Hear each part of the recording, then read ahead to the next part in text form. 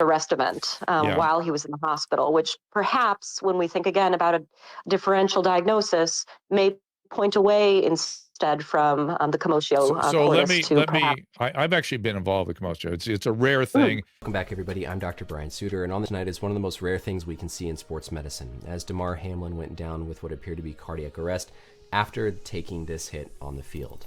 Well, it is not related to any sort of vaccines. This is almost certainly something called commotio cordis. About this issue, did you take anything of note away from that conversation? Yeah, absolutely. It was a really excellent panel.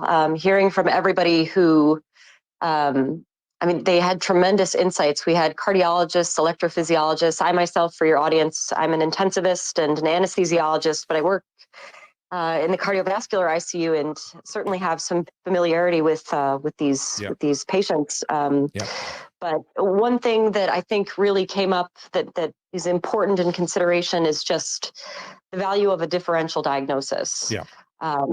And kind of underscoring the fact that we have very limited information right now. Yeah.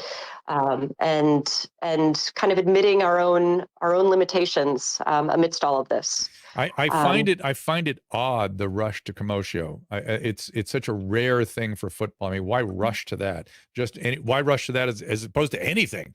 Because it's all on the table for us. We have no objective data, so we don't have any idea what's going on.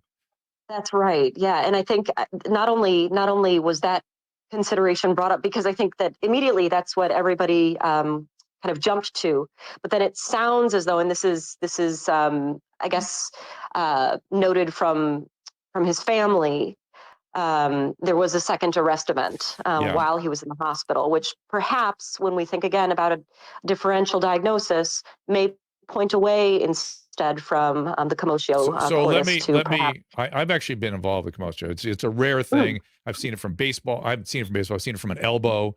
Hockey pucks can do it. It's rare for football to do it. It just doesn't have the same quality that what caused it. But in my experience, they are flaccid immediately, though somebody just told me he saw a video of somebody take 2 skates after a hockey puck hit him. But in my experience, they're flaccid immediately, and they come right back. They come right back after you shock them.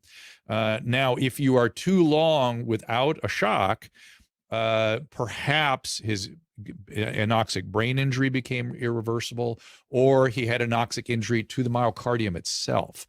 So you got to worry that the heart was actually damaged by the amount of time that he might have been fibrillating, and thereby the second code may be more related to myocardial injury than to whatever the underlying source was. Does that make sense? Absolutely. Yeah. I think that's a really valuable consideration. And, it may be that is the case.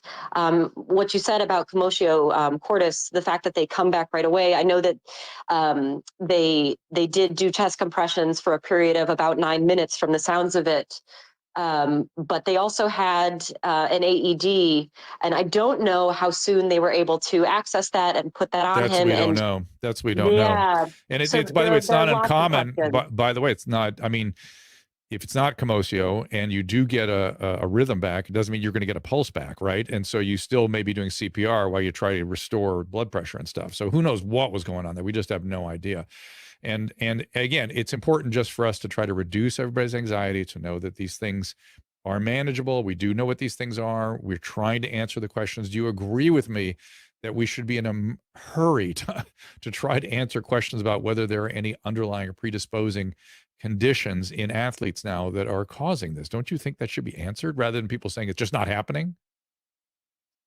Yeah, I think especially in our high risk populations, for trauma. I mean, these guys are big guys, and it's like cars hitting each other on the football field, and and we've got to really do our due diligence to make sure that we are protecting them. And I would love, I don't know if in the last panel there was